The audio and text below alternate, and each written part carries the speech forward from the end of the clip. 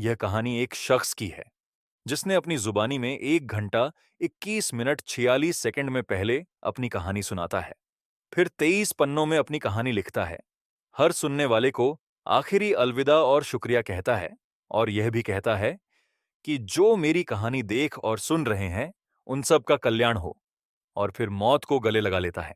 यह कहानी है अतुल सुभाष, 34 साल के सॉफ्टवेयर इंजीनियर की, जिसकी बेंगलुरु में एक कमरे के अंदर पंखे से झूलती जब लाश मिली, उसके बाद से पूरे देश में चर्चा है। चर्चा अतुल के नाम की नहीं हो रही है, बल्कि चर्चा एक पति की मौत पर हो रही है, और उस मौत के पीछे की वजह की। वजह ये, वह जो 1 घंटा 21 मिनट 46 सेकंड का वीडियो और जो 23 पन्नों की उसकी पूरी कहानी है। उस कहानी में सब कुछ लिखने के बाद वह खुद कहता भी है कि यह मेरी कहानी है।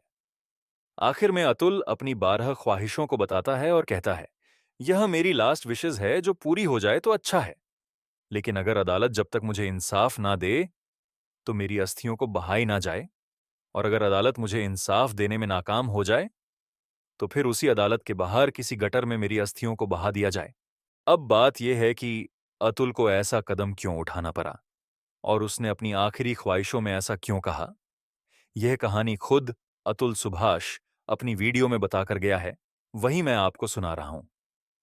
यह कहानी है बिहार के समस्तीपुर का रहने वाला अतुल की, जो कि पढ़ने लिखने में ठीक था। उसने कंप्यूटर साइंस में पढ़ाई की। धीरे धीरे वक्त बीता, नई टेक्नोलॉजी आई तो उसने आर्टिफिशियल इंटेलिजेंस यानी कि एआई में महारत हासिल की, और फिर बेंगलुरु पहुंच गया, और वहां उसे एक नौकरी मिल गई। जिंदगी ठीक ठाक चल रही थी। तभी 2019 में अप्रैल के महीने में उसकी शादी हो जाती है, और यह शादी एक मैट्रिमोनियल साइट से होती है। उसी मैट्रिमोनियल साइट पर दोनों लड़का लड़की मिलते हैं। लड़की का नाम निकिता, जो जौनपुर की थी। अतुल के घर वालों को निकिता पसंद आती है। निकिता के घर वालों को अतुल पसंद आता है, और 26 अप्रैल 2019 को अतुल और निकिता, इन दोनों की शादी हो जाती है। निकिता ने भी कंप्यूटर साइंस से पढ़ाई की, और अभी वह एक्सेंचर कंपनी में काम करती है। शादी बड़ी धूमधाम से हुई। दोनों परिवार खुश थे। उसके बाद दूल्हा दुल्हन यानी कि अतुल और निकिता दोनों बेंगलुरु पहुंच जाते हैं, जहां पर अतुल का घर था। वहां एक नई जिंदगी शुरू होती है। पहला साल बहुत खूबसूरत गुजरता है। दोनों को एक बेटा होता है, लेकिन बेटा होने से पहले ही कुछ चीजें परिवार में आनी शुरू हो गई थीं। पति पत्नी के बीच में अब लड़ाई झगड़ा शुरू हो गया। हालांकि हर पति पत्नी के बीच में थोड़े मोरे झगड़े होते हैं, लेकिन यह रिश्ता इतना खूबसूरत है कि फिर वह सुलह भी आसानी से हो जाती है। लेकिन यहां इस घर में ऐसा नहीं था। जो पूरी कहानी है, उस कहानी के हिसाब से अतुल, जब वह बेटे का बाप बना, उसके बाद इस परिवार में पहली बार पति पत्नी के बीच में जो दरार शुरू हुई, उसके हिसाब से वह निकिता की मां के दखल से हुई। जब निकिता की मां अपनी बेटी के पास बेंगलुरु आती हैं, और बेंगलुरु आने के बाद अब वो अपनी बेटी से बात करनी शुरू करती है, उसे सलाह मशवरा देना शुरू करती है, और फिर वहीं से पति पत्नी के बीच खटास शुरू होती है। फिर मां और बेटी मिलकर अपने भाई के लिए पैसे की डिमांड करती हैं। अलग अलग 3 किस्तों में अतुल अपने साले को पहले 3 लाख, फिर 14 लाख, फिर 3 लाख करके पैसे भी देता है। उसके बाद फिर 50 लाख की डिमांड होती है, तो अतुल कहता है, मेरे पास इतने पैसे नहीं है। तो वो लोग भड़क जाते हैं, और फिर अतुल अपने दिए हुए पैसे वापस मांगता है। रिश्ते और बिगड़ते हैं। इसी के बाद कोरोना आ जाता है। अब कोरोना काल में जब पैसों को लेकर रिश्ते खराब हुए, तो निकिता अपनी मां और अपने बच्चे को लेकर बेंगलुरु से जौनपुर वापस पहुंच जाती है, और अब वह पति से अलग हो जाती है। फिर पति को धमकाती है कि तुमने मेरे साथ गलत किया, मैं तुम्हें बर्बाद कर दूंगी। इसके बाद जौनपुर की अदालत में 2 साल पहले पहला मुकदमा शुरू होता है। निकिता और उसके घर वाले अतुल के खिलाफ दहेज, domestic violence, unnatural sex, even Nikita अपने पिता के मर्डर का मुकदमा भी दर्ज करवाती है। Murder charge 302 non bailable offence है, 498 डाउरी का केस। अब एक साथ धीरे धीरे 9 केस अतुल और उसके बुजुर्ग मां बाप और भाई पर हो जाते हैं। अतुल बेंगलुरु में नौकरी कर रहा है, और केस है जौनपुर, उत्तर प्रदेश में। जब भी कोर्ट से समन आता तो अतुल बेंगलुरु से जौनपुर जाता। इसमें 2 दिन तो लगता। उस पर से पैसा का खर्च, आना जाना, होटल में रुकना, और 2 सालों में जौनपुर की अदालत में 120 तारीखें पड़ी। इन 120 तारीखों में से 40 बार अतुल बेंगलुरु से जौनपुर पहुंचा, जहां सुनवाई हुई बाकी और भी कई बार पहुंचा तो पता चला कभी वकीलों का हड़ताल है, कभी किसी वकील की मौत हो गई है। तो शोक साल में अतुल को 23 छुट्टियां मिलती थीं और 2 साल में 120 तारीख। सोचिए, कोई भी दफ्तर आपको यूं तो जाने देगा नहीं। एक साल की 23 छुट्टियां और 120 तारीखों के हिसाब से एक साल में कम से कम अगर 60 बार अतुल को जौनपुर पहुंचना है, इतनी छुट्टियां कैसे मिलेगी? वैसे भी आप लोगों को पता ही होगा कि प्राइवेट सेक्टर में छुट्टियां कैसे मिलती है। अतुल एक एम्प्लॉय था, कंपनी का मालिक तो था नहीं। हर तरफ से परेशान अतुल, ऊपर से एक सबसे खतरनाक मुकदमा 3 से 2 कत्ल का जो निकिता और उसकी मां ने लगाया, बाप की ही मौत का। और उसमें इल्जाम यह था कि दहेज के लिए अतुल ने एक बार 10 लाख रुपए मांगे और उस 10 लाख की डिमांड को सुनकर निकिता के पिता सदमे में चले गए और उनकी मौत हो गई। ये एफआईआर में लिखा गया। अब क्योंकि मौत की वजह यह है कि अगर अतुल दहेज ना मांगता तो उनको सदमा ना लगता और हार्ट अटैक नहीं होता। इस मुकदमे के लिए अतुल कोर्ट पहुंचा, दलील शुरू हुई। तो उसी क्रॉस एग्जामिनेशन में निकिता ने खुद अपने मुंह से बताया कि मेरे फादर का पिछले 10 सालों से दिल्ली के अस्पताल इलाज चल रहा था। वो दिल के मरीज थे और उन्हें डायबिटीज था और मौत उस सालों पुरानी बीमारी की वजह से हुई थी, न कि उस इल्जाम से जो लगाया था। तो अदालत ने भी कहा कि यह क्या बेवकूफी है। हालांकि 3 से 2 हटा पर बाकी मुकदमे अभी भी चल रहे थे, लेकिन निकिता की फैमिली ने ठान लिया था कि अतुल को परेशान करना है। इसीलिए उसके बाद ये लोग हाईकोर्ट पहुंच जाते हैं और कहते हैं कि बहुत वक्त लग रहा है, तो मामला फास्ट ट्रैक कोर्ट में देने की अपील की, क्योंकि फास्ट ट्रैक कोर्ट में तारीखें जल्दी जल्दी आती हैं।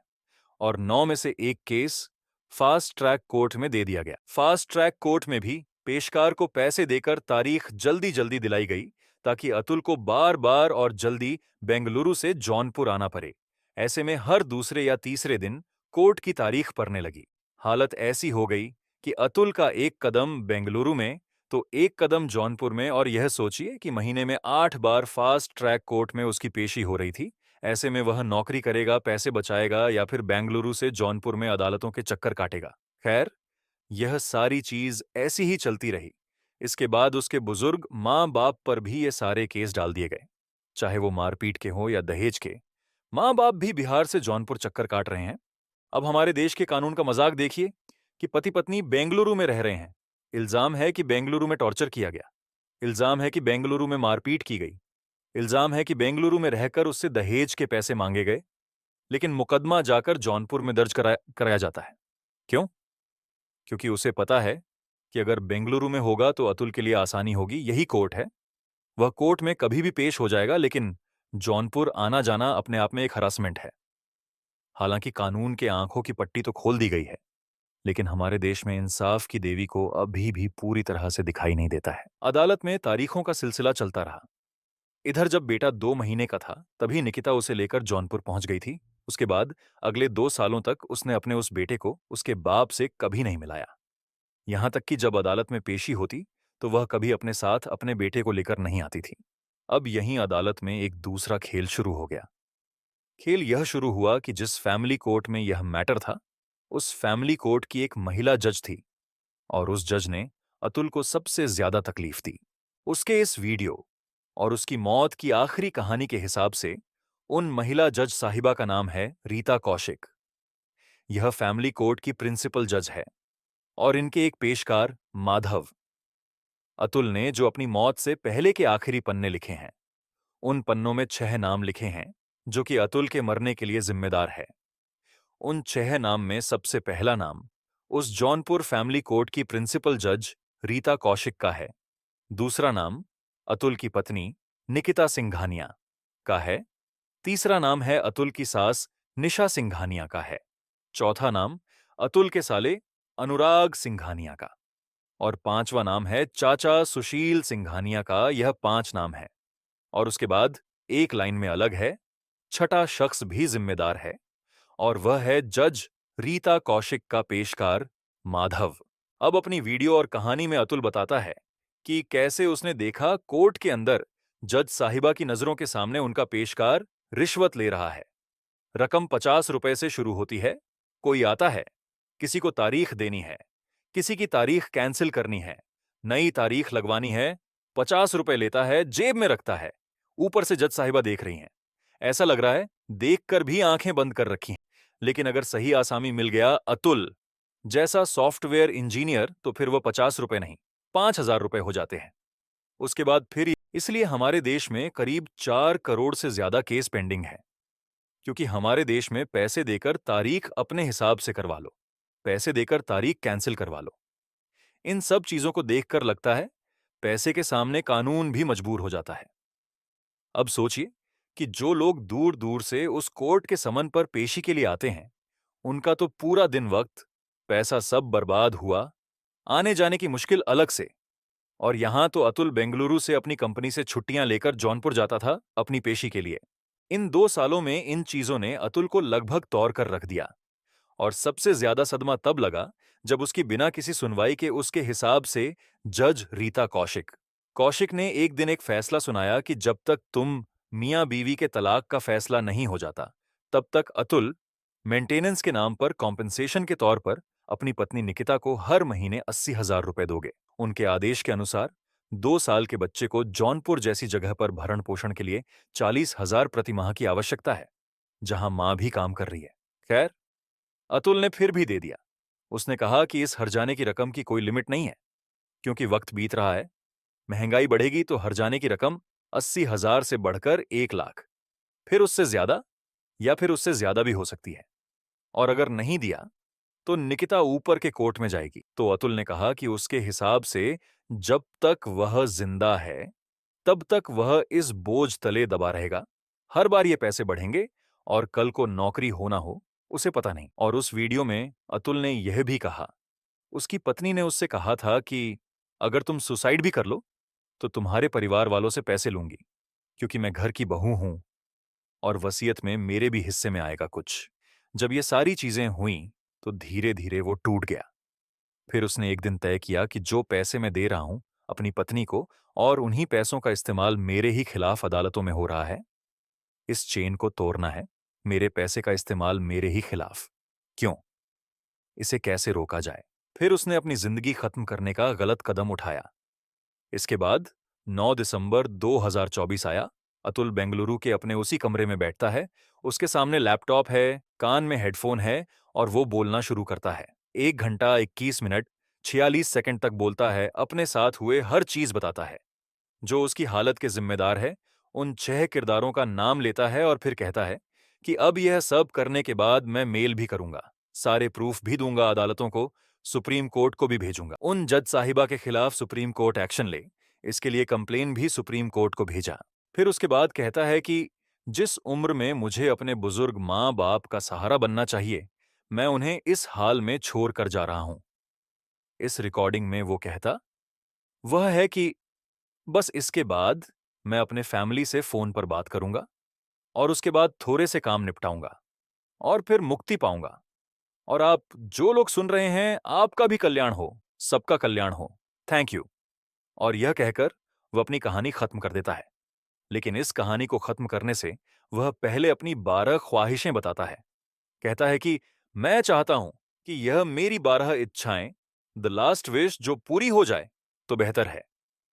उसकी पहली ख्वाहिश यह है कि उसकी और उसके वाइफ से रिलेटेड जो 9 केस अदालत में पेंडिंग है, उस केस की सुनवाई लाइव हो लोगों के सामने और लोग जान सके कि इस केस की सच्चाई क्या है। उसकी दूसरी ख्वाहिश यह है कि मेरे जो मरने से पहले मैंने 23 पन्नों का नोट लिखा और जो ये वीडियो रिकॉर्ड कर रहा हूं, 1 घंटा 21 मिनट 46 सेकंड का, इसे कोर्ट एक एविडेंस की तरह एक्सेप्ट करे।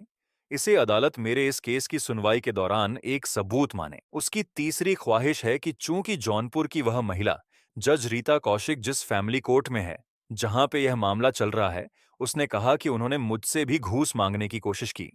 इस केस का सही फैसला नहीं होगा, इस केस पे असर पड़ेगा। तो इसीलिए मैं चाहता हूं कि यह केस यूपी के जौनपुर से ट्रांसफर कर बेंगलुरु के कोर्ट में इसकी सुनवाई हो। उसकी चौथी ख्वाहिश है कि उसके बेटे को, जिसकी उम्र लगभग 2 साल के करीब हुई होगी, उसकी बीवी ढंग से पाल नहीं सकती, उसे सही संस्कार नहीं दे सकती, इसीलिए उसके बेटे को उसके माँ बाप को सौंप दिया जाए और उसके बेटे की कस्टडी उसके बुजुर्ग माँ बाप ले और फिर उसका भाई उसे संभाले। कि पांचवी ख्वाहिश यह थी कि उसकी मौत के बाद उसकी लाश को उसकी पत्नी या उसके ससुराल के बाकी जो भी रिश्तेदार हैं, छूना तो दूर कोई डेड बॉडी के करीब भी ना आए। छठी ख्वाहिश ये है कि जब तक उसे सताने वालों को सजा ना मिल जाए, यानी उसके जो भी 6 नाम दिए, और अगर सजा देने में अदालत नाकाम हो जाए, तो फिर मेरी अस्थियों को किसी कोर्ट के बाहर किसी गटर में बहा दी जाए। 7वीं ख्वाहिश उसने यह जताई है कि मेरे गुनाहगारों को मैक्सिमम सजा दी जाए, हालांकि मुझे अपने देश के लीगल पर यकीन नहीं है। 8वीं ख्वाहिश ये है कि मेरे माँ बाप को मेरे जाने के बाद झूठे केसों में ना फंसाया जाए। 9वीं ख्वाहिश ये है कि मेरे जाने के बाद मेरे गुनहगारों से, यानी मेरी पत्नी, मेरे सास या सालों से कोई नेगोशिएशन ना की जाए, कोई बातचीत ना की जाए, कोई समझौता ना किया जाए, उन्हें सिर्फ सजा दी जाए। 10वीं ख्वाहिश ये है कि मेरे मौत के बाद अगर मेरी वाइफ इस केस को वापस लेने की अर्जी डाले, तो उसकी अर्जी को मंजूर ना की जाए, यह केस वापस ना लिया जाए, तब तक जब तक कि वह पत्नी अदालत के अंदर जाकर यह ना कहे कि सारे केस झूठे हैं जो मैंने दायर किए। 11वीं ख्वाहिश उसकी यह है कि अब मुझे पता है कि मेरी पत्नी मेरे बेटे को लेकर अदालत जाएगी। पिछले 2 सालों में वह कभी अपने बेटे को लेकर अदालत नहीं आई, इसलिए उसे पता था वह बेटे को अदालत लाएगी तो एक बाप बेटा सा मिल सकता है, लेकिन बाप से बेटे को दूर रखने के लिए उसे कभी अदालत नहीं लाई। लेकिन मेरी मौत के बाद वह बेटे को अदालत लेकर जाएगी हमदर्दी के लिए। तो उसने कोर्ट से गुजारिश की कि ऐसे किसी ड्रामे को उसकी पत्नी को इजाजत ना दी जाए। और उसकी 12वीं और आखिरी ख्वाहिश ये है, उसने लिखा और जताया कि जबरन वसूली और इस केस मुकदमे अदालतों के चक्कर में अगर उसके माँ बाप को सताए जाने का यह सिलसिला अगर मेरे जाने के बाद भी जारी रहे, तो हो सकता है मेरे बुजुर्ग माँ बाप कोर्ट के पास जाएं और कहे कि आप हमें इच्छा मृत्यु दे दीजिए, कानूनी तरीके से।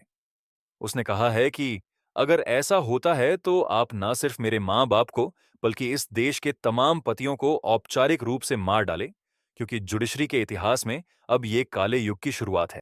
ये 12 ख्वाहिश अतुल ने लिखी। अब इनमें से एक ख्वाहिश उसके मरने के 48 घंटे के अंदर उसकी आधी पूरी भी हो गई। कमाल देखिए, बेंगलुरु पुलिस इतनी एक्टिव है कि ने एक एफआईआर दर्ज किया। अतुल को अबैटमेंट ऑफ सुसाइड या खुदकुशी के लिए उकसाने के इल्जाम में अतुल की पत्नी, अतुल की सास, अतुल के साले और अतुल की पत्नी के चाचा के खिलाफ मुकदमा दर्ज कर लिया। क्यों 4 लोगों के खिलाफ पुलिस ने नामजद एफआईआर लिख लिया, लेकिन जो इस पूरे नोट में आरोपी नंबर 1, जिसके ऊपर सबसे बड़ा इल्जाम है और जिसका नाम पहले नंबर पर है, यानी वह महिला जज, उनका नाम एफआईआर में नहीं है। उन महिला जज और पेशकार, उनका नाम एफआईआर में नहीं है। अगर कोई इल्जाम लगाए तो वह सही है, हमारा कानून यही सिखाता है, लेकिन कम से कम नाम लिखकर जांच तो करे।